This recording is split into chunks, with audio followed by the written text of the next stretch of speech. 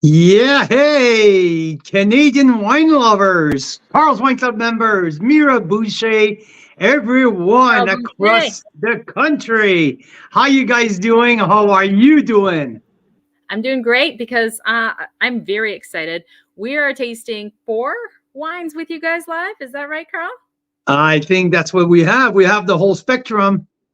And we're going to chat Howling Bluff from the Naramata Bench. We might even have Luke Smith, the winemaker, stopping by. They're pressing Pinot Gris, I believe, at the moment. So we might get a live view into that.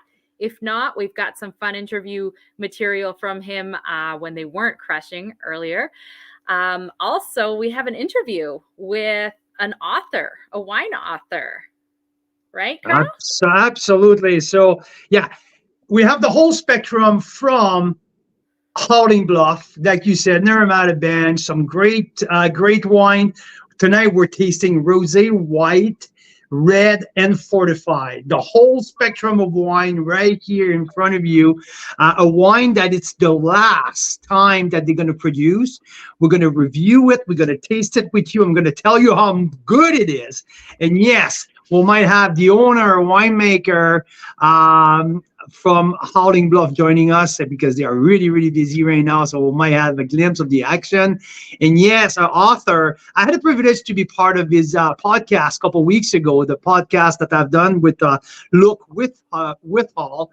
Was going to be released a little later in the fall, but Luke has put together a book, the Sipsters, and from the BC, and is now The Sipster's Guide, it's the called. Sipster's Guide. You're right, Mira. Thanks for correcting me. Right?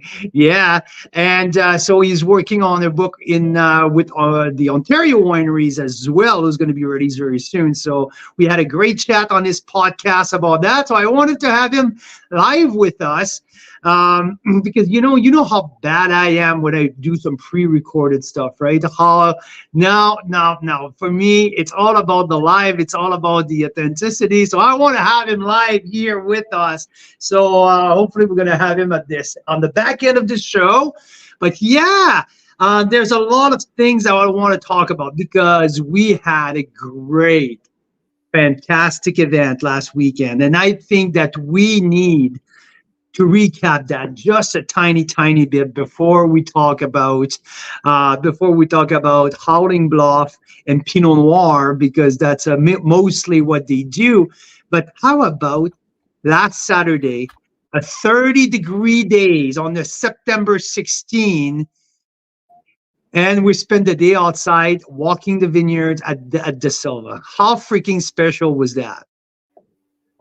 Hey, Mira, that was pretty awesome. So we had members from all over BC come and joining us. And yeah, I have a little lag with you right now, so I don't know what's happening here, but that's all good.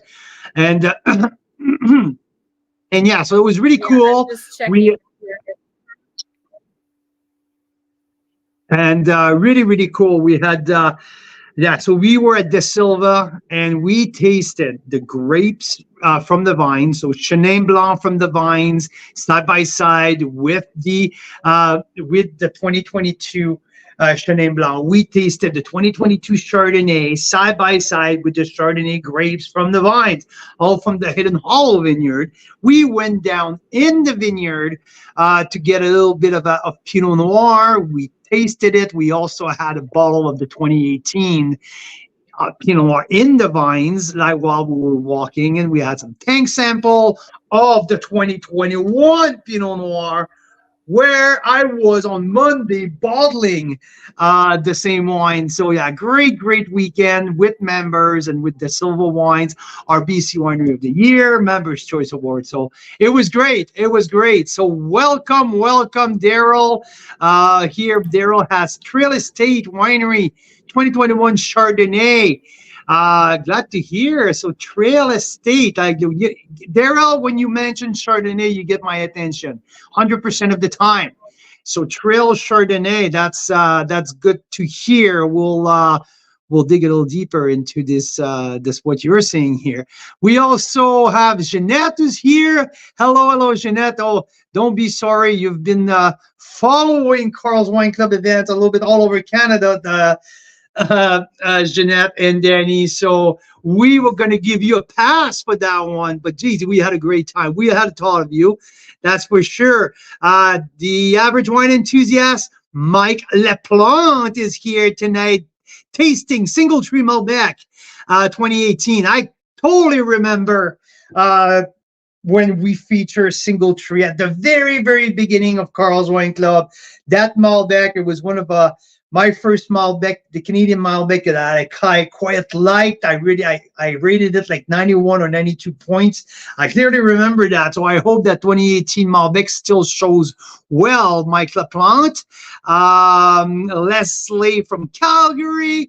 Good evening, Leslie. So Canadian wine lovers from all over the country, happy Wednesday. I'm here. So in front of me, I have 4 wines. I will start sipping on that beautiful little rosé here from Howling Bluff. Pinot Noir Rosé. This is the pre-release of the 2022. They're still on 2021 at the tasting room. This rosé specifically is built to last. So Luke has delayed the release of that 2022. So, but we have it in pre-release here with Carl's Wine Club this week. Just as a special bonus to just sipping on it right now. All cherry, really fruity, beautiful point of acidity. And oh, I have beauty here just walking by me. There you go.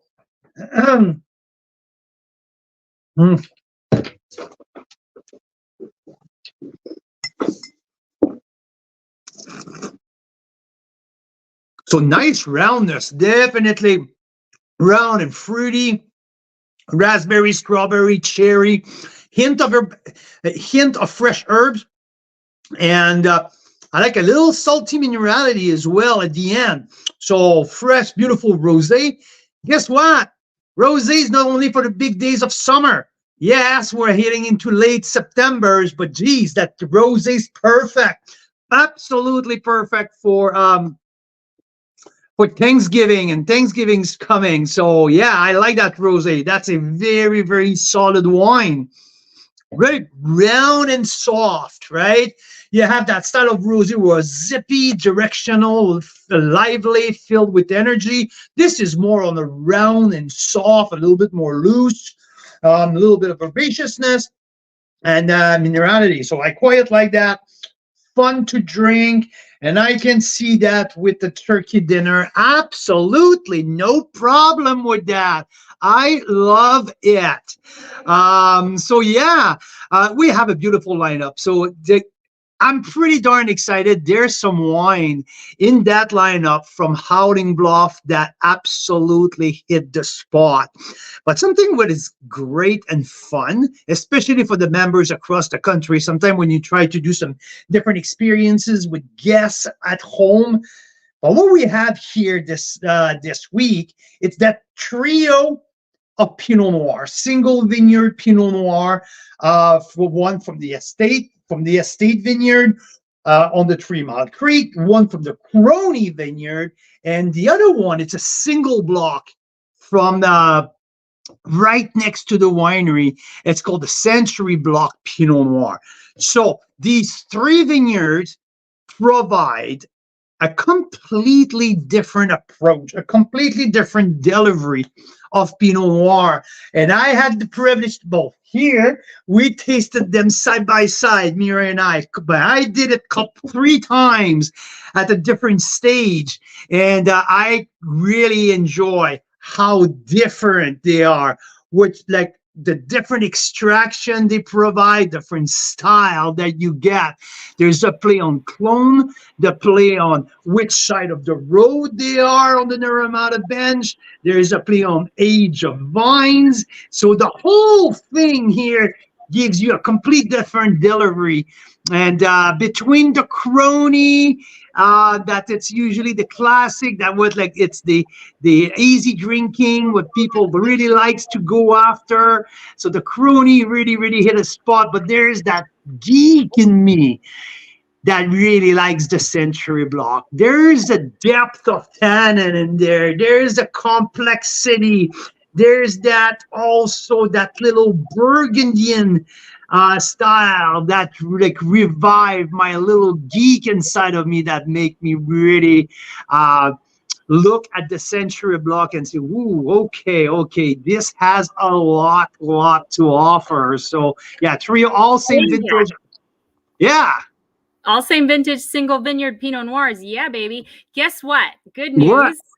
Luke Smith, the winemaker and owner from Howling Bluff, was able to take a little break from the wine press during harvest there. It looks like he's in the green room. So let's bring him on. Bring him on. Smith from Howling Bluff. Hello. Hey, folks, can you hear me? Is it okay? I can hear you. Bang on. Well, I actually thank you because I get to sit down. taking a break and jumping right on the screen with Carl's Wine Club members all across the country. Luke, thank you for joining us. Good evening. It's great to see you, my friend. Thank you. It's been fun. This is a great break. I just walked in and I washed my hands. I looked in the mirror to see what my hair is doing and clicked on the link. So we've been at it since 6 o'clock this morning. That's what we do. This time of year, nobody should have sympathy for anybody that's in this business, because when it's harvest, Mother Nature is your boss, and away we go. Okay. So I went to help a winery nearby you on Monday, and we spent the day on the bottling line. And can you tell our members, how did your day look like today? What did you do? A little step by step here. Come on, bring us in the life of a winemaker at harvest. What happened today, Luke? There's this romance about it. And I know everybody that's listening to this works just as hard at what they do, so I'm not asking for sympathy. But my day started at 2:55 a.m. Oh, when I went out to check on things. And then from 2:55 a.m. till about 5:45 a.m., I sat in bed thinking about everything. And then 6 o'clock, fired up all the lights. We couldn't turn the music on because we have neighbors. And so I didn't want to turn the music on until 7. And of course, everybody in the house was still asleep. So it's stainless steel equipment and you bang things. So started there, got the press ready to go, got the hoses ready to go, got everything hooked up, got all the scales ready to go to weigh the grapes, turned on the computer, got all our software ready to tell us, what to do, and started processing grapes, I think about 7:45. And the third press turned off 10 minutes ago. Wow. So what did you press today? Did you press Pinot Gris across the board, or tell me? And here's the thing. I was listening to you talk about Pinot Noir, and people make movies about Pinot Noir. They write novels about Pinot Noir. They fall in love over Pinot Noir. I was pressing Pinot Gris. No one will make a movie about Pinot Gris. No one's going to write a poem about Pinot Gris. But anyone who enjoys wine has drank Pinot Gris, and loves it. Pinot Gris is one of those beautiful, easygoing, it doesn't stop you in your tracks, but it just makes life a little better when you're making dinner, when you're having dinner, when you're with friends and things like that. So I smell like Pinot Gris. And also, it's the most planted white grape varietals in BC. And also, I would say with Chardonnay, the winemaker's best friend, in the sense that there's so much you can do with it. Skin contact, no skin contact, stainless steel, barrel. This darn grape can be friend with pretty much everything you throw at it. And it's a hardy grape. Think about this. There's 4 reasons I think it's one of the most popular planted grapes in the world. Now, doesn't mean it's the most popular wine in the world, but it grows anywhere that vinifera will grow. So when you say Pinot Gris, not Pinot Grigio, because immediately you think of Italian, but if you say Pinot Gris, you don't think of a country or an area, because you think about a wine and a flavor. Yeah, and then so it's planted everywhere. 2, it harvests early on average. So anywhere in the marginal areas where you have early frosts, it's usually off the vine. So the farmer likes that. 3, thick skin. So it's very disease resistant. So farmers don't have to work as hard to protect it. So that's 3 reasons that farmers like it. And 4, it crops pretty heavy. It's a very hardy grape. It makes good tonnage. Farmers get paid by the ton. So the accountant likes it. The wife of the farmer likes it. So I think that's one of the reasons Pinot Gris is one of the more planted grapes. Now it's popular because it also makes a darn fine wine. And like you say, you can have all the spectrum of, skin contact, no skin contact, all those kinds of things. And quite frankly, the way I kind of look at this wine in particular, if you go to a dinner party or a party where food is sort of appetizers, there will be Pinot Gris there. Oh, absolutely. Absolutely. Yeah. There won't be Chardonnay, there won't be Sauvignon Blanc and everything, because those wines demand your attention. You need to pay attention to a good Chard or a really good Sauvignon Blanc. And Sauvignon Blanc goes, hey, where is my oysters? Where is the seafood? Hey, I'm talking to you. Yeah, exactly. Whereas Pinot Gris just sort of says, hi, how you doing? Drink me. Yeah, I hope everyone is enjoying the time. Yeah. So that was today. We tested all our Pinot Noir yesterday. The numbers are looking good. I think this will be a potentially wonderful year for Pinot Noir. Unfortunately, some of the vineyards in the valley, un petit peu. Just un petit peu, great quality. That's what I'm hearing across the board. I mean, numbers are great. The quality of the crop is fantastic. It's just a little bit. And I think that's probably, 2 things this year from the beginning of spring: magic, warm, no rain, early. Everything went, never a downturn. It just kept on going. Summer, not too hot, not too cold, no rain. Perfect. And now I guess fall starts on Saturday, but just perfect. Adding to that is your big, strong plant says, oh, I only have to make half as much as normal or a quarter as much as normal. Well, I've got lots of energy. Mother Nature is being beautiful. So I think, out of sadness may come some magic in the bottle in a year or 2. I agree with that. I totally agree. And that's what I'm hearing across the board. And this is the good news among the bad news, because as you know, there was a pretty hard backhand of our summer. I mean, we got the fires. Even if we didn't really got affected by the fire, we got our neighbors got affected. We got the split. Like there was so many, and after that, we got the rock slide. I mean, the place was shut down. So that was a heck of a mess, Luke, for the last half of the. If whatever God you pray to, I would like everyone to pray to their God and ask for 2024 to be boring. Just a boring year. Nothing. I want nothing good or bad to happen. Just give us a boring year. We haven't had a boring year in the valley in 5 or 10 years. So. I know, at least since COVID smashed us. I mean, since then, after that, it was the heat dome and we got everything. Yep. And folks, those of you who have never met me before COVID, I had a full head of hair. No. I mean, anybody out there who's the parent knows where my hair is gone. Well, thanks for describing your day. I want to talk a few things with you, Luke, because you are about to put you've been working for a while on a project that's dear to your heart. It's dear to your value, and it's turning your winery energy neutral or fossil fuel neutral. How cool is that? How freaking cool is that? I mean, I'm a father of 3.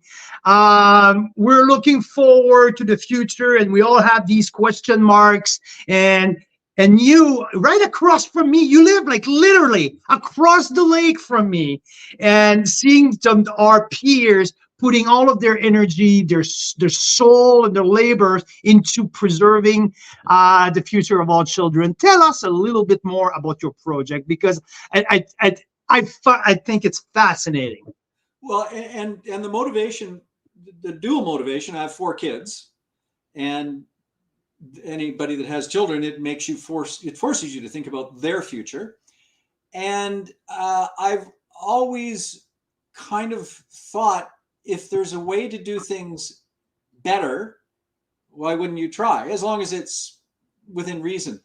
So 5 years ago, the technology wasn't available and cost effective. So we are now, and I was just looking before you came in, and I thought about, I didn't think about the interview here, but I was just looking because we were processing, because it's a sunny day and it's a warm day and we started early. The panel that you showed, I'm pretty sure, based on what I looked at my numbers, we processed 9 or 10 metric tons of Pinot Gris, and I still put energy back into the system. So that is fantastic. So the long range, the short range goal now is to continue to electrify all of our equipment. What's left, so all our processing equipment is electric. So making wine is now off the grid, energy neutral. We're there. Farming, now that's the next frontier. So we've already begun to eliminate any gasoline powered devices we use. In fact, we've eliminated them all this year. So we no longer use anything that is handheld or an assistance to the tractor that used gasoline is gone. It's all electric now. So cool. So quiet. Oh my God. Like so quiet.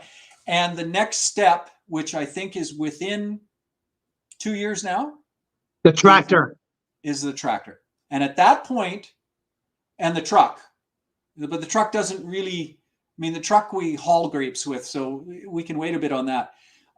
When the tractor is here, we will farm without using fossil fuels.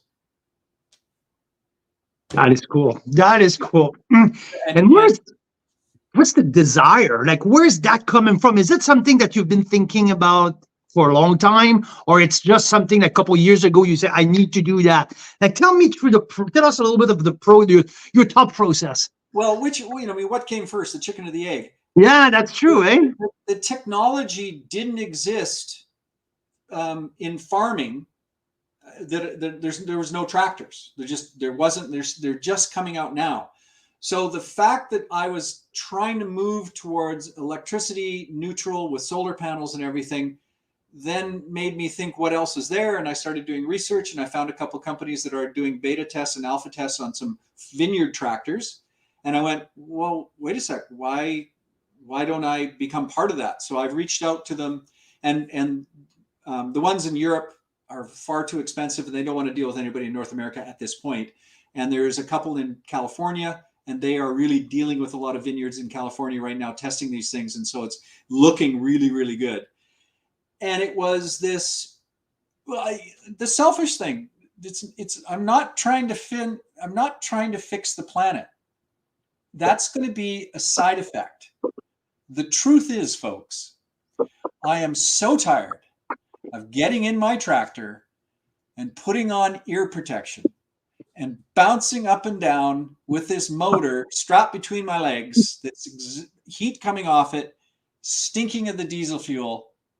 And I went, if I can do something that's quiet like an electric car, that's for me. If it's good for the planet, that's a secondary thing. So that's kind of, Carl, that's how it started. Now it's more of, all right, we can do this. We can make it so that what's out my window now, my kids can run it, my grandkids can run it. It'll be here. And this is not just a saying, it'll be better every day past. So tomorrow will be better. We'll make the vineyard better. We'll make the soil better. We'll make all the connective things better. And in doing so, we're not going to be making smog out of our tractor. Pretty cool. Yeah. That's pretty cool. That is pretty darn cool. When are you planning to harvest the Pinot Noir? Let's say in the next week or so, or you hope to hang it? Hey, I got up at 6 this morning. Don't ask me to start working again. I think we looked at our numbers late last night. Close. So I think the Pinots are probably coming off late next week, maybe the week after. Okay. They look good. They look good. They look good. I walked a couple of the vineyard on the bench earlier this week, and wow, the crops look clean, and like the definition of flavor is fantastic. And folks, I will say this. Of Mother Nature's imprint from last winter, Naramata bench, she ignored with her nastiness. Mm-hmm. The bench is magic, and we don't have to say anything, but if you're following your favorite wineries in the south of us, in the north of us, and everywhere else, they got hit bad. The bench kind of just got a little kick. So something special about the bench. Well, and I think like that's the proximity of that big body of water. I mean, at some point, like that, it brings, like, it warms up the temperature when it's cold, and you cool it off when it's too warm. Yeah, I mean, it's a big body of water. This a huge impact on what you guys do, and especially where you're at. Holy geez, you're right there near the lake. Your vineyard is right there. Right there. So I mean, it's right out the kitchen window, folks. You can't quite see it. Yeah. So definitely that's the protection of that body of water against extreme, right? So I think that's also what fooled a lot of people 40, 50 years ago, when the thought of wine grapes in the valley, people went, statistically, they went, no, it's not going to work because look where you are. But they had forgot that this lake creates its own magic area. And that's why peaches and apples and pears and plums and Pinot Noir and Sauvignon Blanc and Cabernet Franc and all of them work because of that lake. Now, the big lake, Lake Okanagan, deep, wide, huge, really sucks the heat in the summer, gives it back in the winter. Skaha, not so big, not so deep. So there's a little bit more of the extremes going on. Mm-hmm. All over Nasoyus, nothing really there. They're more desert-like. So super hot, but potentially super cold. And that's why when you go down the South Valley or you go to some areas, you see all the windmills, because the old farmers who were doing apples and pears and plums discovered they needed something to stop the frost from. But on a good year, you're going to get those southern berries that are magic, just magic wines, and you've tasted some of them. But here on the bench, it's just like people are discovering it. I mean, I'm 20, I guess we're 20 years in now. I'm one of the old guys still. Yeah, you're getting there. You're getting there for sure. There was only, I guess when we started, 10 or 12 wineries, maybe not even that. And I don't even think about it there. So look at all of the new players around you now. Like there's a bunch of new kids on the block. We're, passionate, excited, younger than me. I couldn't imagine. I couldn't imagine starting again. But there are some smart, passionate people growing grapes now, making wines around me. And if you've been to the bench, you know what I'm talking about. But folks, if you haven't been to the Naramata bench, I am a driver away from 10 good wineries, and we just trade our wines back and forth. There's no need to go to a store.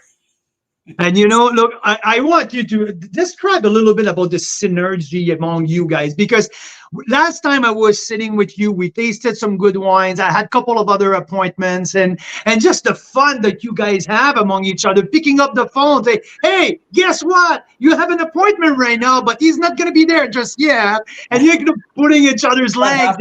But when you guys need something, you guys know that you're always there for each other. It's not, you guys are not against each other trying to get, no, I think it's a really, really, really tight bond that you guys have. Yeah, it's, and it hasn't changed. Even the new people are recognizing that, there's the corny stuff. Everybody rowed the boat in the same direction, but it's more than that. I think it's, I want to be the best. But to be the best, I must be in an area where people recognize the best is in the area.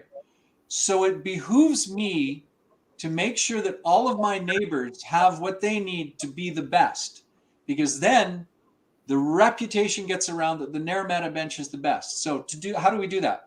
We help each other out. If I have a question, well, you saw me just yell across the street to tightrope. What are you doing? And so working together, we don't hurt each other. It's not wrong for me to tell someone what I did to make a great wine, because that'll be paid back to me when I've got a question. Someone will go, hey, Luke, I got an idea for you. I've got an answer. And so because we're such a small little area, those answers are very valuable. Now, when you get into bigger growing areas, maybe down south where the vineyards are bigger, they're far enough away that the answers aren't going to work. But here we're all the same. The soil type on the bench on the western side of Naramata Road, it's identical. Everyone's got the same stuff. So if I know something that'll help me, why wouldn't I share it with somebody down the road? Yeah, I absolutely love that synergy that everyone has. I know Mira's probably dying to jump into the conversation right now. Let me say one more thing, because this is great, because this is recorded. There's a reason I love it. There's a reason I've never bought a trailer to move my grapes, is because I just borrow everybody's. It's like owning a boat, right? The best kind of boat is your friend's boat. Yes, exactly. You don't have to. Our kids keeps asking, Dad, when are you gonna? We live on the lake, right? When are you gonna buy a boat? I'm like, why? The two neighbors have one, so. That's how it is.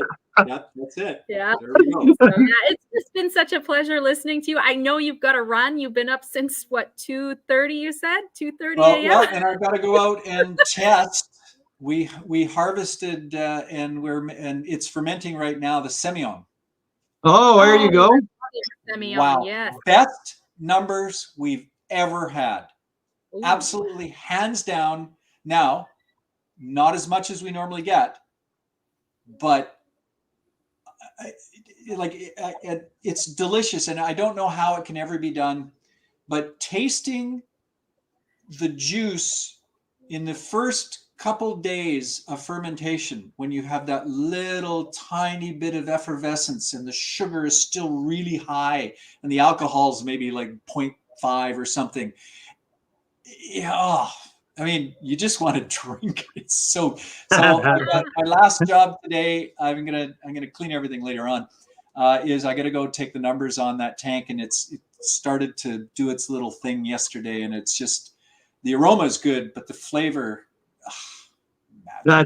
look, I have to tell you before you go, there's two things. One, you need to tell your son the fortified white. Okay. No, wait a second. Look, I know you're losing that conversation every time with your son, but I know my wife, I know my business partner. When she had a sip of that a couple nights ago, her eyes went boop, and she oh my God, I'm telling you, it's a game changer in my household. Okay. It's Mira's new favorite. It is. I'm happy guy. This is wonderful. We should tell your audience that it's anyone that has children will understand my feelings because my oldest boy and I butted heads over making it. I didn't want to make it. He did. He won the argument. And now he goes, Dad, I told you so.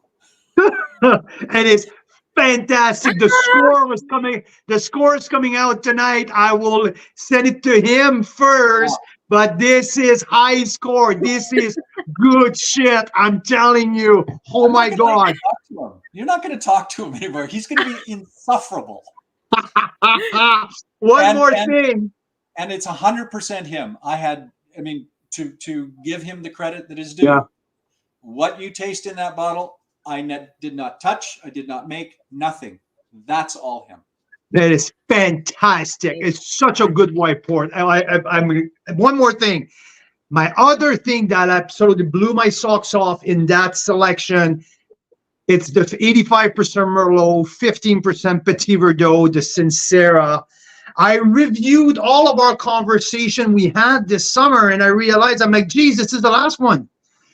So you've made the decision to not make this wine anymore, and it's my No, go ahead. Not with Petit Verdot. Not with the Petit Verdot. It's the Frankenstein is coming into it next year, but the Merlot, the backbone is on our vineyard back that way. It's still there. It's going to be great, and it's, if you're a steak lover, a burger lover, I'm really happy with it. This wine is just fantastic. I give it a 92 plus point. And it's the price point. I mean, these day and age, a $35 wine, including tax, for that quality, absolutely blows my socks off. You did a great job. Texture. And to me, it's the definition of flavors. The depth in there is just fantastic. 2020 vintage is a great vintage, but it's a beautiful reflection of where you are. It's interesting too, because no matter how warm the year is or how cold the year is during the wine shop, within a hot day, you intuitively understand we'd probably sell a lot of whites. A colder day, intuitively understand we sell a lot of reds. It doesn't matter what the temperature is. That wine out the door. One day I was in a very, my wife's back there. She knows this. One day I was in a very bad mood about it. Because I've always thought we could do better. And I said, that's it. I'm going to pull the Merlot. I'm not going to make it anymore. And my wife just looked at me and she went, yes, you are. That is fantastic. I have another Luke. I have another Luke online. Luke Whittall is with us. We're going to talk about his Sipster's wine book here. So Luke Smith. Out of your way. Luke Smith, owner, winemaker at Howling Bluff on the Narmada Bench. Luke, thanks for joining me. It was fantastic. Enjoy. Thank you, guys. Thank you so much. Thank you. There you go. Yes. So we're going to come back to Howling Bluff Wines closer to the end of the show. So stay tuned for Carl's score on the port that he's tasting live, and we'll have those tasting notes up for you by the morning if you were waiting for those before you place your order. And here we have Luke Whittall, who wrote the Sipster's Pocket Guide to BC Wines. I've got it on to BC on Amazon here. I'll flash it up on Amazon here. I'll flash it up into the screen. Can you hear me? Check. Is this there thing you on? Go. Check. There you go. Check. That's the beauty of live. That's the beauty of live. Luke, how are you doing, my friend? I'm doing well. You know, this is actually a good thing. Every now and then I get people coming up to me more on the coast, and they hear I'm in the wine industry, and they're like, "Oh, we love your wines." I'm like, I don't make wines. I work at a winery, but hey, thanks. And he's like, and they're like, no, I've been to your winery. You have a great winery there. You got amazing Pinot Noir and Semillon and stuff like that. And you make fantastic wines. How has it been on the Narmada Bench? I'm like, oh, no, that's another Luke. Yeah. Here you go. So back to back Luke tonight. I got the two most famous Luke of tonight. I got the two most famous right Luke here with us. Just proves that we are not the same. There's a little bit of feedback here. I just don't know why. We never experienced that. Mira, what do you think? It's coming from your end, Luke. Maybe you have a speaker that, if you don't mind turning down. Sorry. Yeah, I can also just mute and start Luke's feed, because it's only when Carl talks that we get the feedback. It's probably a speaker. So it's I'm just through my headphones for that reason. Oh, interesting. Yeah. Okay. No, Well, what we'll do is we'll sort of start and stop. I'll be on it. So yeah, it's such a pleasure to have you on, Luke. I was just on Amazon looking at your book. I think you've written a few books, right? Okay, give me a second. I can hear you. Come on. It's okay. It's okay. Oh, Mira, I get you like crazy feedback. Yeah. So what I'll do is I'll just start and stop the mute, and I think that'll solve the problems just with the feedback when we talk. It's all good. All right.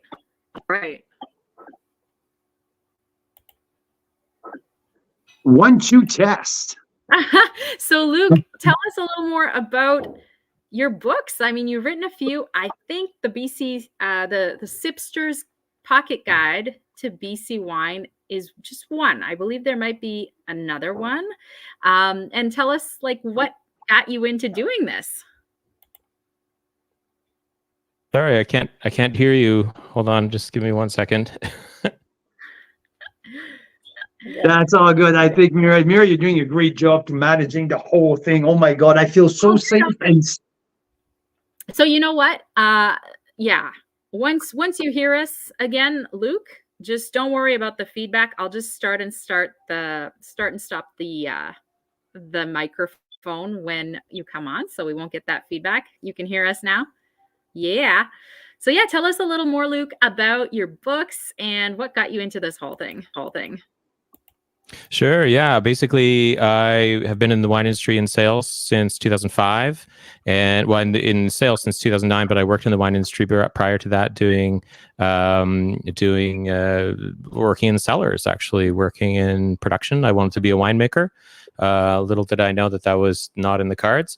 But basically, I started selling wine in 2009, and then I got an idea to write a book about the history of the wine industry from a drunk guy at a winery that I was working at the time, and so I couldn't get.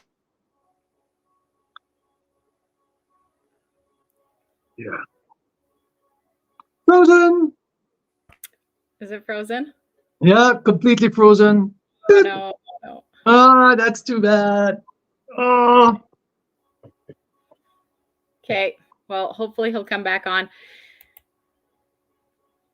I think it's a really cool idea. We just ran across Luke. I like the conversation between Mike and Daryl here. It's pretty it's pretty hippie conversation here from two pretty straight guy. I was thinking a Disney song. Absolutely.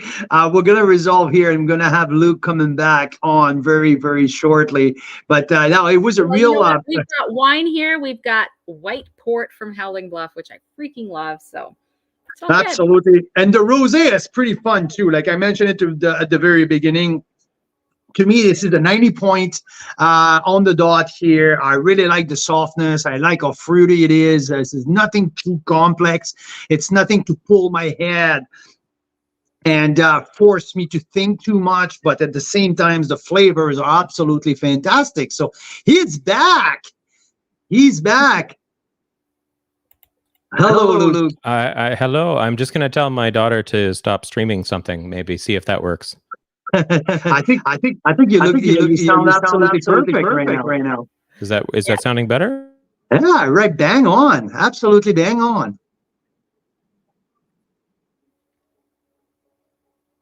Oh, now you're mute.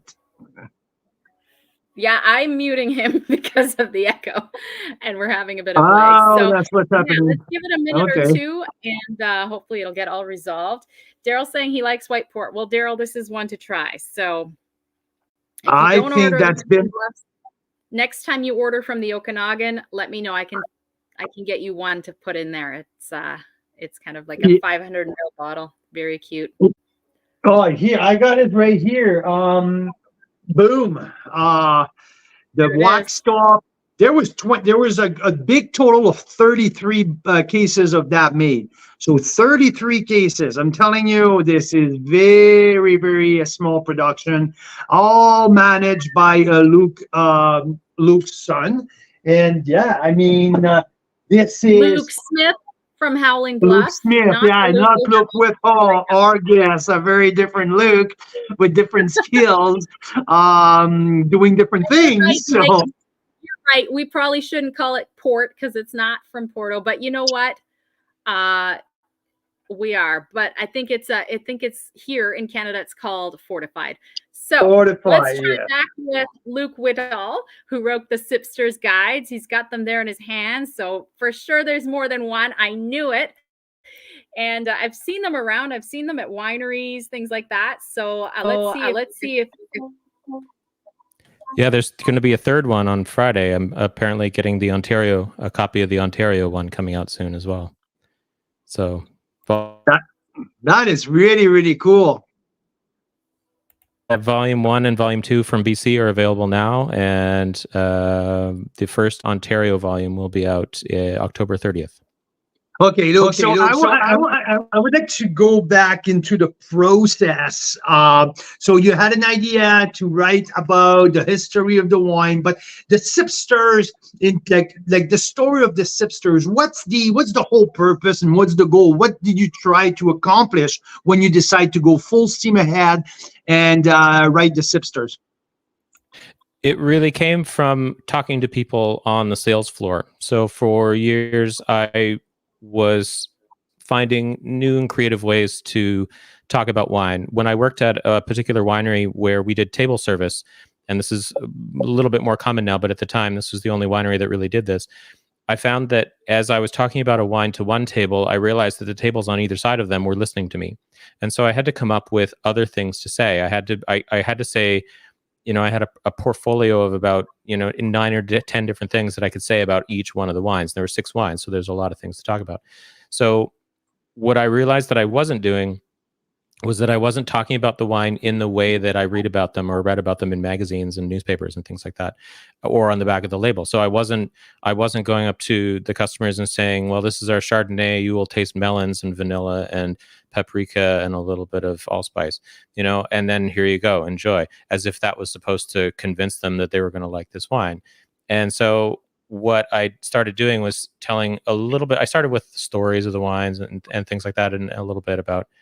But I found that I was also using sort of metaphors and euphemisms for describing the wine, and that was something that I just did. That was just part of my repertoire of things to say as a salesperson.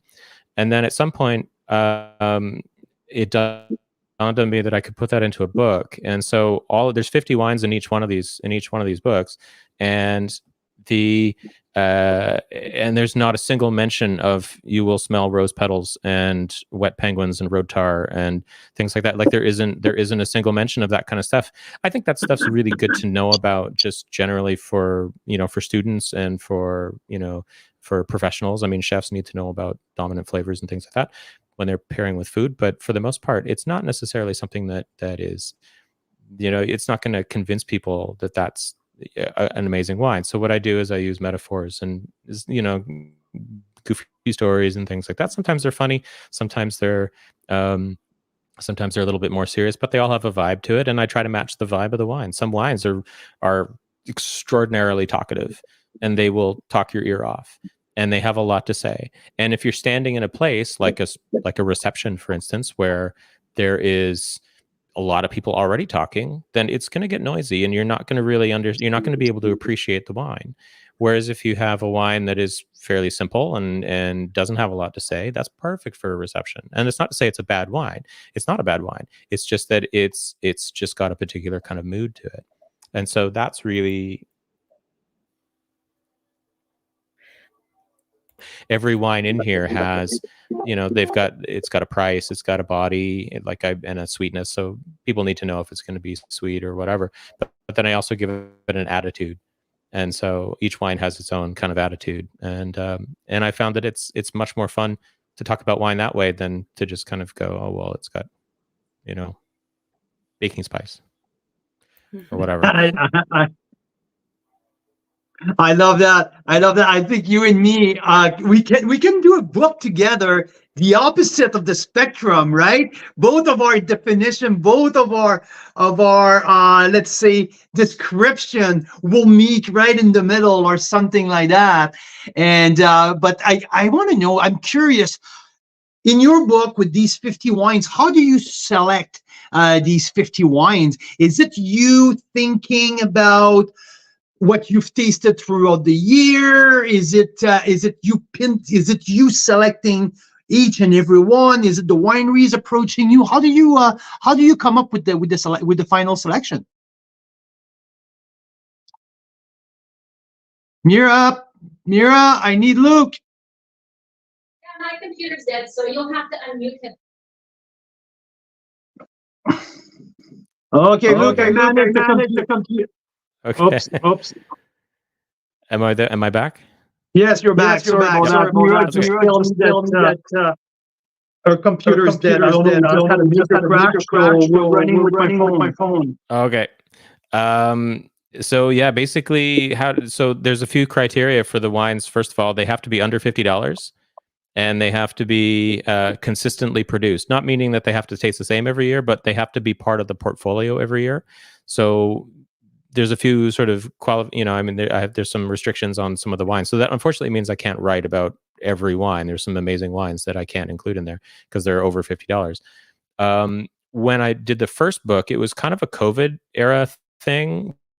When I came up with the idea in summer of 2020,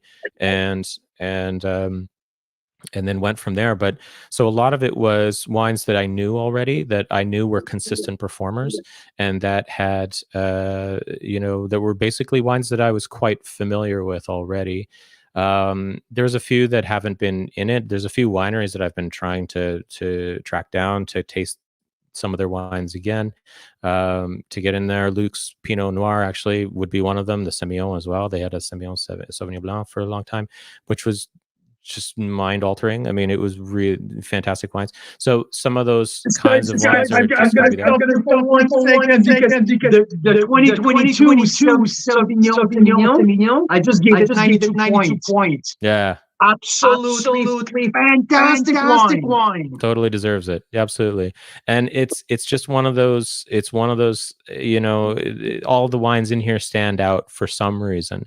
Now my editor was also really careful. She's like, well, you don't want to do a book with a bunch of wines that nobody can get.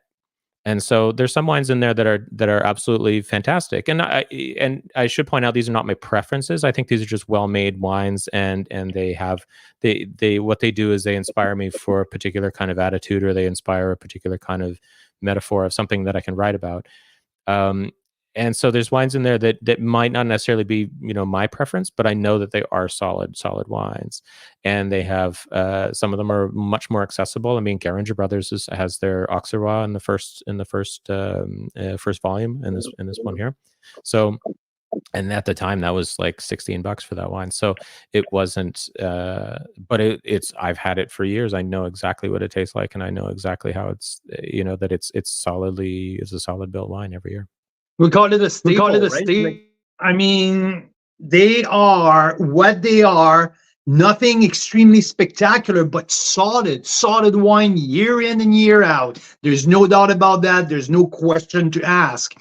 So I'm so thrilled to have you here, because I know the launch of the pocketbook from Ontario is coming really soon. So tell us a little bit more, and please, this is the platform I want you to tell, because we have a lot of people from back east who are listening to the show right now. So tell us a little bit more.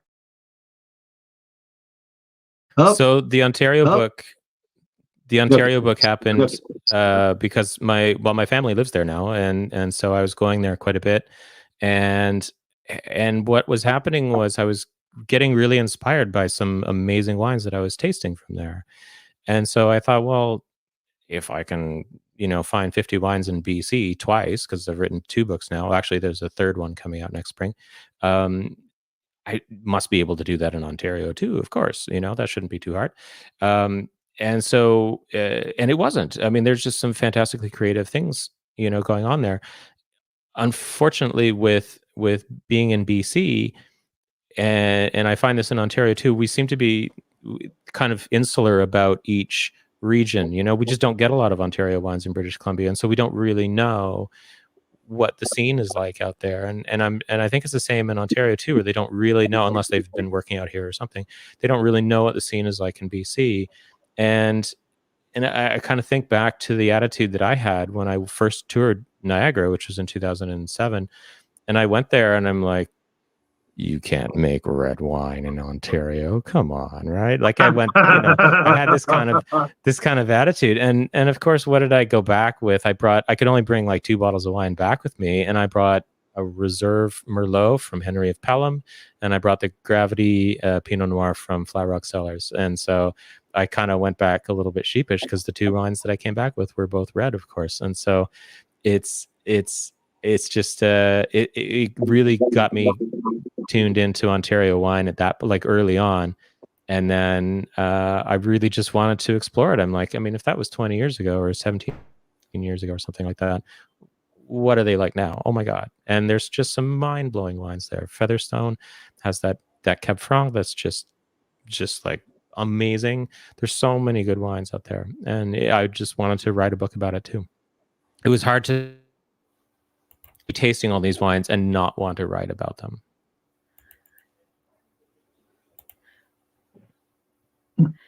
And when this book is coming out? It's coming out October 30th. Yeah, so soon.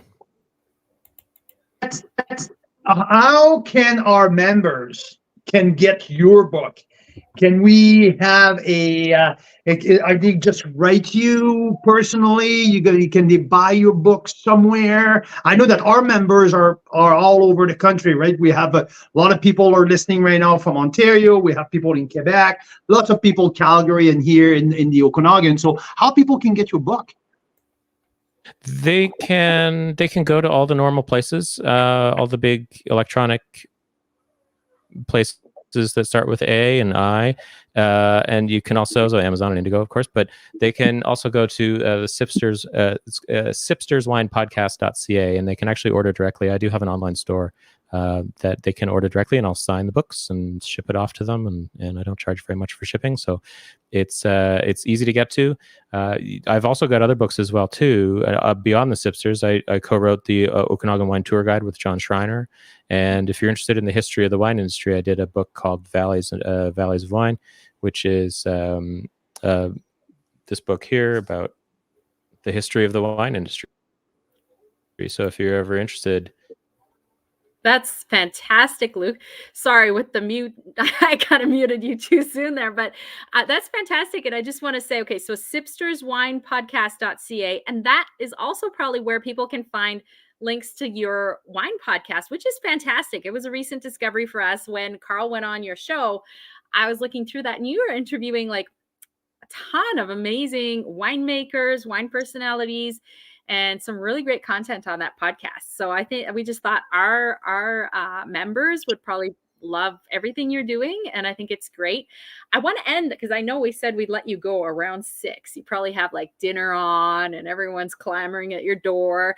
You've got kids too. But I wanted to say, we recently looked at a study that was done by linguists at university, about how is it that we describe taste? And they found that in the English language in particular, we don't have a whole lot of words that actually describe taste.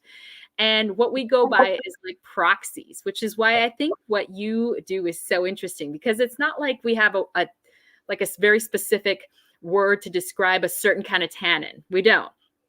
But we have a way to say, well, it's kind of like, like velvet, or, because everybody can understand by proxy what velvet is like. And then you think, oh, if velvet was in my mouth, okay, that's kind of what we're talking about. Can you read us an excerpt or tell us a little bit more about how you come up with these proxies? I would love that, because I think it really paints a picture of what it is these books are all about. And I think it's super fun. I love what you're doing. And it's just another way to discover Canadian wines. I love that all your stuff is focused on Canadian wines. Yeah, thank you. It's, the fun thing with language is that it's always evolving. Of course, English is a particularly hideous language for describing things, right? If we want to describe things far better, French is a far better language, of course, Carl, you'd know that. And it's just, there's just far more ways of describing things. The one thing that I like the one example I like to use is is describing cheese as le pied de Dieu, right? The feet of God. And, just that image is like, you're smelling feet. Oh, but it's like God's feet. So it must be really good, but it must be like really intense or something. You know what I mean? Like there's expressions to do that. In English, we don't really have that. But the other example I use is that I'm not from the West Coast, but when I moved to Vancouver for 7 years, I learned the term that there's more. They have like a whole bunch of terms for water that falls from the sky. In Quebec, where I come from, we called it rain. And that was it. And it didn't matter if it was a little bit, right? It's just, if it's water falling from the sky, it is called rain. In Vancouver, though, there's misting, there's showers, there's pour, there's pineapple express, there's like 100 different terms for like water falling from the sky. So it was, for wine, it's trying to figure out, okay, well, what is another way to say, strawberries or something. I mean, it's not quite as technical as that, because I really try not to be technical with these books. And because of that, actually, I've sold these books to a lot of people, and they're like, I don't even drink wine. But this is just fun to read. Like, they'd open a chapter and they would kind of giggle about it. So there's no real technique to it, although that's something I am developing now. I'm working on the 5th one right now, which is volume 2 for Ontario, which will be out in the fall of 2024. And so now I'm kind of honing and refining the technique as I go, but there isn't really a sort of a technique behind it just yet. That is fascinating, Luke. Thank you. And you know what? I'm really looking forward to work with you closely. I know, like, there's so many shows that we can do when we fix all of our technical issue, but that's a different story for a different time. But I'm looking for, I think, like, we're coming from different angles of the business. We express our feelings and our emotion into wines in a very different ways. But geez, that is really, really interesting. And I had to say, I had a wonderful time, the hours that we spent talking on your podcast. And yeah, I just wish that we can do more, because for listener to listen to different perspectives, it's always fun. So thank you very much. I appreciate your time. Wish you best of luck with the launch of the first Ontario one, and hopefully we can connect again very soon. Thank you. Yeah, and the podcast featuring you will be coming out starting season 2 of the Sipster's Wine Podcast, and that'll be coming out, I'm hoping, at the beginning of October. Thank you very much, Luke. You have a great evening, and cheers to you. Cheers. Thank you, Luke, for stopping by. Awesome. There you go. Fun. I definitely want to go read that now. We're going to get all the volumes, Carl, especially the one with Ontario, because that's coming up very, very soon, a couple of weeks. So yeah, absolutely. Actually, I'm really interested in the one about the history of the BC wine industry, because I've often thought about that. There's not much out there. Like, if you just Google it, you don't really get much info on it. We've learned through featuring so many wineries, we've mapped the history, because we featured so many different wineries that were there at the beginning. So we kind of get a really good sense of it. But we have a patchwork. We have a patchwork kind of, right? Like, we've written, like, we have added chapters and chapters on top of each other, but they don't really line up necessarily in a sequence. If that makes sense, I don't know, but I think you're totally right. And Luke's saying the last book about the history of BC wine was written by Alex Nichol in 1983. So that's really cool. Really cool. I think we need to support what Luke Whittall's doing here with these books, and it's very entertaining. I have picked up his Sipster's guide and taken a peek. And so Alex Nichol in 83 wrote the history in 83. It's obviously missing a huge chapter, but that's Alex Nichol. It's missing three-quarter of it, right? Who founded Nichol Vineyards, who we know they're on the Naramata Bench as well. So speaking of the Naramata Bench, let's get back to Howling Bluff, the winery we're featuring this week. And you promised, Carl, I'm not going to let you go till you do this. You promised a live review and score for this port, which, like you said, when I tasted it the other night, I was like, whoo-hoo. Because with port, I worry about the higher alcohol. And so I'm always apprehensive when I drink port. With this, there is so much like life and joy in it that I do not get concerned at all with the alcohol level. It's just so much fun to drink. And it's it's not a 35, it's not a 40% thing. It's 18.2%. So let's say like it's an Amarone on steroid, right? Something like that. But I mean, looking at your eyes the other night when you had the first sip, I was like, holy geez, we're on to something. That's for sure. And I haven't had a sip yet.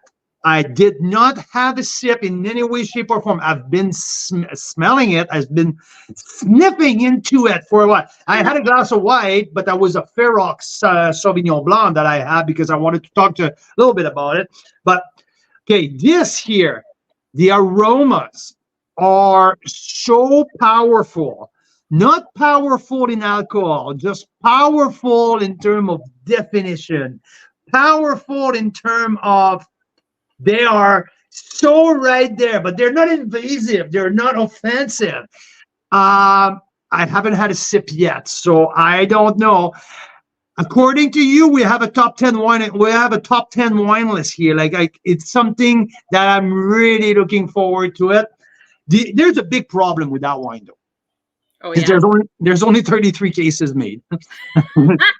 Yes, and they're trying to hang on to it. Like when we talked to Luke originally about the port, we weren't even sure we'd have access to it because he said, well, we're trying not to sell too much of it because they're doing kind of a Solara style where they hang on to the older vintage and they blend it into the newer. Is that how it works? Yeah, but what's bottled now? It's bottled. Like that's what we have right now. That's the 2018 vintage, and they're gonna add. They for sure kept a couple barrels that they're gonna rotate, or not like adding into it, and that's gonna serve as the base. But as we speak now, that's what we have. It's the inaugural 2018 vintage. So the nose is absolutely fantastic. Yeah, I agree. It's caramel. It's dried apricot. It's a little bit of vanilla marshmallow. But there's that little brandy sparks that comes in. There's a little smoky. Oh, I can smell that all night.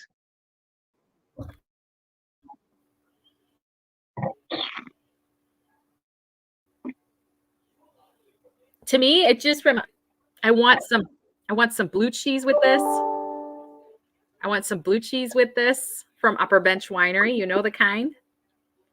I want some ice cream with this. Vanilla ice cream. That's the kind of port it is, I'm telling you.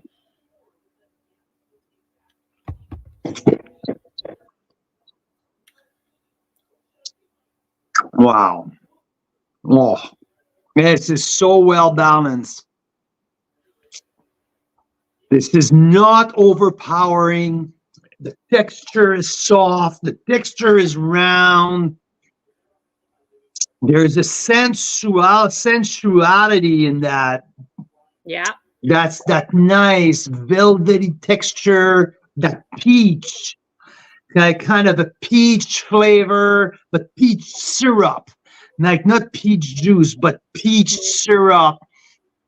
Yes. Just like it grows and it goes in like every single square millimeter of your mouth, of your cheeks in your mouth. Soft.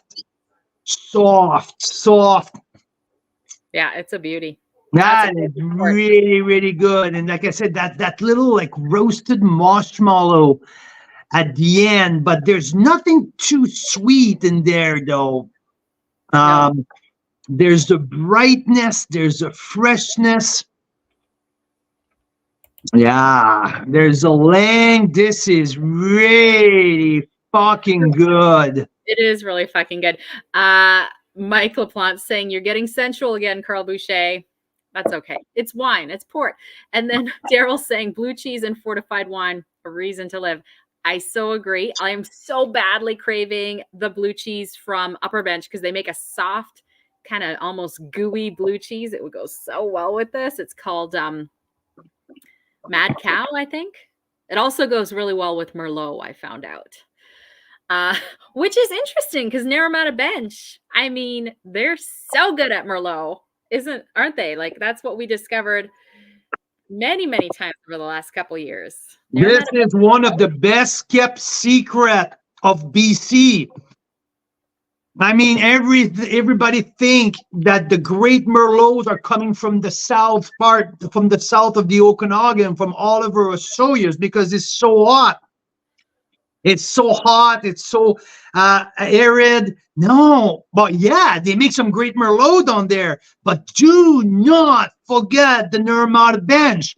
They are make the terroir there, the soil. They have such an amazing terroir to make Merlot. Like I think I'm gonna bring Richard De Silva for to talk exclusively about that. And Richard is focusing some of his top production on Merlot on the bench because the potential is absolutely off the chart. And when you look at Hillside Winery, where they do 2 or 3, I think it's 3 different single vineyard Merlot. When you look at Upper Bench, where their Merlot is fantastic. Yes, Pinot Noir is great. It's one of the signature grape of the bench.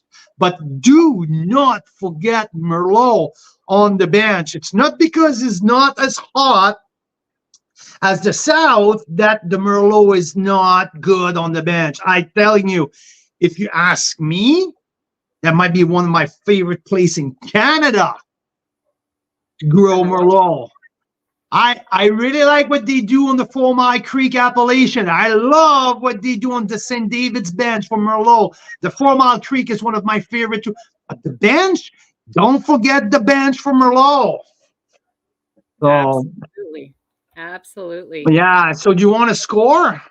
Yes, for the fortified, for the white fortified from Howling Bluff. Okay, here we go. The port, but I shouldn't call it port. It's, The white fortified, I mean, this is 93. I agree. But that's a very high score. You don't often do that. So no, I haven't now. When the last time I gave a 93 point was that was the Cuvée Madeleine from Pearl Morissette. It's 3 or 4 features ago. I mean, no, this is Cuvée Madeleine. When you gave a little more, it might have been 94, but yes, 93. Like you rarely go over 92 plus. That's like where I don't know if you get scared that you're whoa, I don't get scared.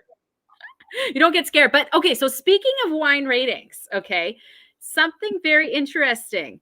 There was a podcast done by Andre Proulx out of Ontario recently on what's the name of the show? It's called The Great Canadian The, believe. Let's see here. Great Grand Canada, Canada Grand. Or no, Canada Land. It sounds like Canada Land. It's called Canada Land. So it's a podcast called Canada Land. Really cool podcast in the sense that they're saying we are being funded by the people who listen, right? It's not by the government. It's not by corporations. It's by the people who listen. So every show is kind of sponsored by a group of listeners, which I think is a really cool concept for journalism. And they're prizing, you know, well done, truth-led kind of journalism. Oh, yeah, it's true, Mike. Just that there isn't that many wines out there that good at the 93 plus level. It's true. And I mean, that's what those scores are reserved for. Like, so what's interesting is this podcast, it's about half an hour long. I listened to it today by myself. Carl was out driving somewhere trying to get some Carmenere grapes, which didn't work out, but I almost got my head caught off by a freaking German Shepherd. Yes. So one of the joys of living in the Okanagan at harvest time is people will post, you know, hey, I've got a row of Carmenere grapes I can't pick. If someone wants to come here today, they're yours. They're free. I've got, you know, pears I can't pick. If you can get here before the birds do, they're yours. And so I keep an eye out for these things because I decided the winters here are long, and you need like some canned, frozen, or juiced fresh Okanagan fruits to keep you going, as well as wine. Anyway, so we were excited about these Carmeneres. Maybe we'd make some wine vinegar out of them, because I'm not about to try to make Carmenere wine out of my basement. But anyways, so where were we with this Carmenere? We were talking about the podcast, the wine rating. And they were talking in the podcast about wine ratings and about how it's mostly about that and about integrity. Like all in all, I think, to make a long story short, it's about integrity of the wine critic, who gets paid, who's not getting paid.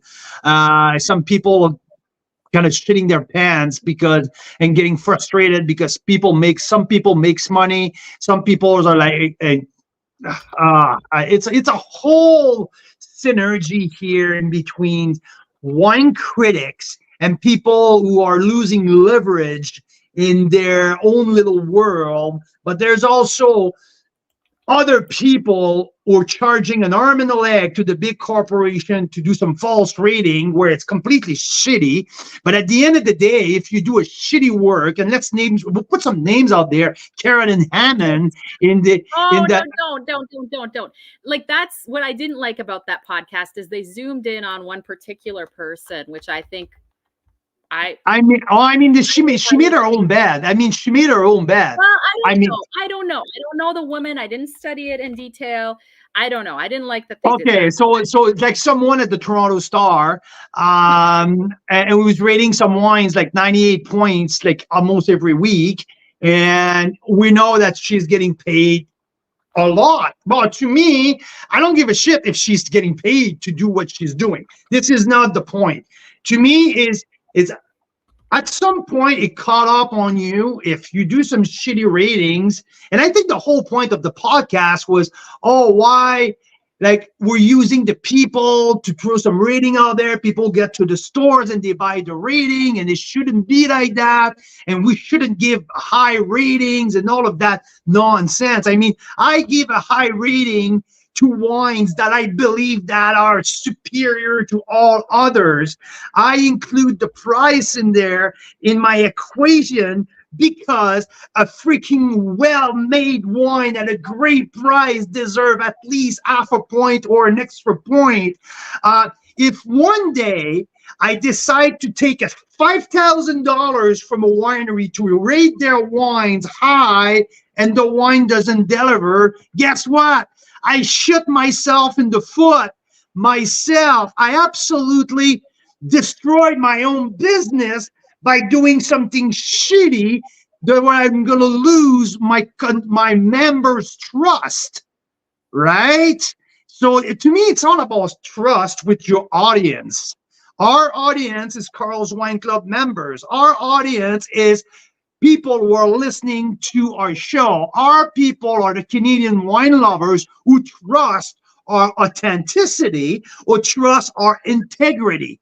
If I take money from a winery to rate wines inappropriately, I'm telling you, the average wine enthusiast, Daryl, and all of our very freaking fantastic value member are going to call my bullshit out pretty quickly. And at some point, they're going to go back to shop somewhere else instead of trusting you and me. There you go. It got very, very feisty here. Okay. Worst wine reviewer in the world, Italian Luca Moroni wine critic, never see a below 98. I mean, okay, so there's a couple of points here. Okay. You have to develop integrity. True. Okay, so a couple points here. First of all, we never see low-rated wines by wine critics because who wants to advertise a low-rated wine? So that's okay. I get that. You never see James Suckling under 90 points. Well, you never see our wines under 89 points because we don't see the point in advertising that. I don't talk about them. That's not that I don't taste any. I just leave them. I taste the glass, I spit it out, and I move on to the next one. I don't talk about it because you know what? Even good wineries make some mediocre wine once in a while. And I don't want. Go ahead. Mike has a really good point here. She might not be factoring the price into the wines. Actually, that's exactly the point in the podcast that they make is that she does factor the price in the wines, but there's no asterisk to explain how she does that. So it's a little so for example, apparently this is why she was under the gun in this podcast was she rated like a $7 or $8 tax in wine. She gave it 96 points and she said it's going to fly off the shelves at the LCBO. And it did, because you're like, what? A $7 wine that got 96 points. And then people are criticizing and saying, yeah, so you just screwed the rating scale because people see 96 points on this $8 wine and they say, well, what about this other $200 wine that got 96 points? You're saying they're at the same level. And it's interesting because Carl also takes the wine's price into consideration when he's rating, which is a little bit unorthodox. Yeah, it had okay, go ahead. But I've only seen you do it like for 1 or 2 points maximum. Like, it's not like it's like, oh, well, at $8, this is a 96 point wine. But if it were $40, it would be an 80 point wine. That doesn't make sense. It's disproportionate, right? I mean, yes, putting the price in the equation is essential, to my opinion. It's essential. It has to be, because the expectation, it's not the same. For a $200 wine, you expect a darn good wine at $200. You have to be more critical on that wine. The $15 wine who delivers, but at the end of the day, a 96 should be 96. 96 shouldn't be different for a $8 wine than a $300 wine. The 96 should be the same. But giving a half point extra to the great value to the wine you absolutely over deliver, yes, it's well deserved and it has to be accounted for. So, but yeah, like you don't add 5 points to a score because a wine is a very value wine. It doesn't make any fucking sense. Yeah, it can be. Then you kind of lose the whole point of the rating scale, which is to give you a snapshot, to give you like a quick idea of how much this person appreciated this wine. And you kind of get to know the critic, don't you? So that's the whole idea with Carl doing the live marathons where we go and taste wine for 5 hours straight, live, unedited, including the bathroom breaks, all that stuff, because we try to be as consistent and transparent as possible. So yes, Carl does factor in the price of the wine into it. A 92 point wine at $20 isn't going to deliver in the same way as a 92 point wine at $40. But the wine will provide you the same enjoyment for that price point. That's it. Exactly. Yeah. That's the key here. I mean, why do we do score? Why? The most specific reason is because to give a snapshot to the member of the level of appreciation of what we got. And it's a quick snapshot to our member of what we think the wine's worth. Yeah. Does it make sense? It does make sense to me. An interesting thing that Rob Hammersley came up with, and he's more of a numbers guy than we are, so we'll have to try this out. We have enough data now to try it out.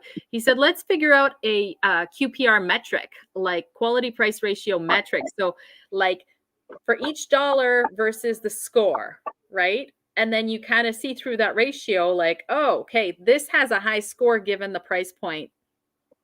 This is a good quality to price ratio. So ideas, we'll try it out. But point being is I don't know any other wine critics out there that are being as transparent as Carl is in terms of how we go through this. And because it's not like any of the critics out there, James Suckling, Robert Parker back in the day, it's not like any of them had like a PhD to be able to do it or something. Like, but James Suckling had a really large background. James Suckling used to be the head editor at Wine Spectator. Well, it's the background, but yes, but it's not like there's very specific rules or ways of rating wine. Oh, right? No. I mean, there's never had a book. There's never had a freaking governing body like we found with other things, right? Yeah. So I think what's critical is, first of all, your orientation. Because let's be frank, like even that podcast where they're criticizing Carolyn Hammond and all these people about, serving, the corporations and being biased because they're getting money from them. Well, even in that podcast, every 2 minutes, it was interrupted by like a sponsor plug. Yeah, right? exactly. So people have to earn their money from somewhere if they're going to sit around and drink wine all day as a living, right? Yeah.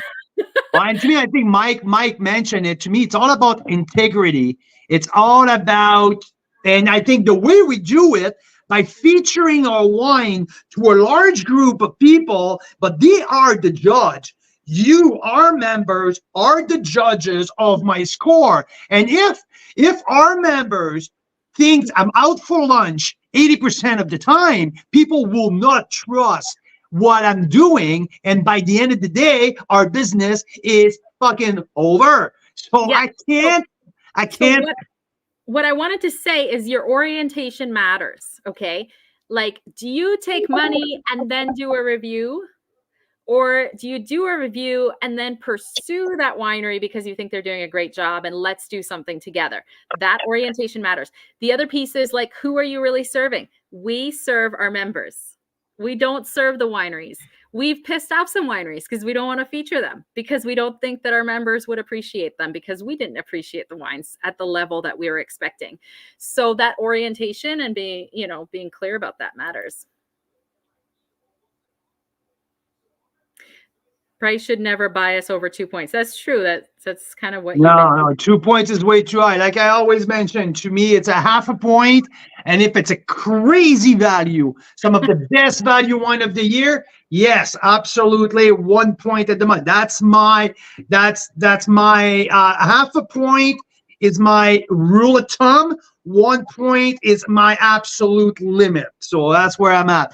I have my 3 kids. One who's my oldest, who's strangled at school right now, and he's waiting to be picked up. Stranded, not strangled. Stranded. No, stranded. Yeah, it's like that. I don't know if you guys have seen that little clip on happiness in the household, but said by a French Canadian sounds very different. Happiness in the household. You say it back with an accent, it's a totally different meaning. Totally different. Not strangled, stranded. So we got to go. But it's been so fun, you guys. Thank you so much for stopping by. It was a great show. I think we need to do more of those. Maybe we'll have to go to 2 a week. Nah, I'm just joking.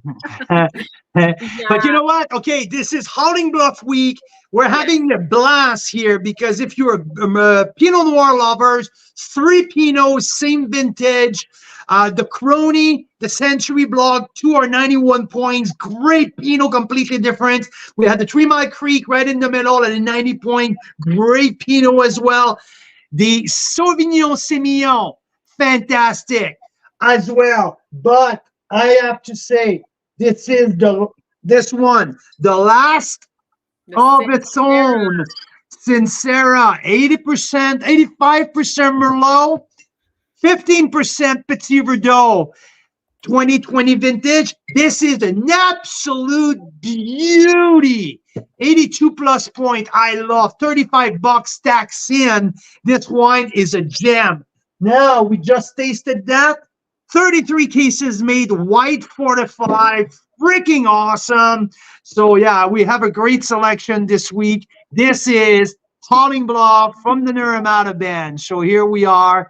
Next week, we'll skip a week. We're following by Riverstone, one of our great discovery from Oliver.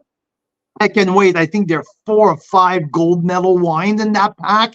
It's going to be a heck of a blast. So yeah, here we are. All right. Well, cheers, guys. Have a wonderful Wine Wednesday. Canadian wine lovers, Carl's Wine Club members, Mira Boucher, cheers.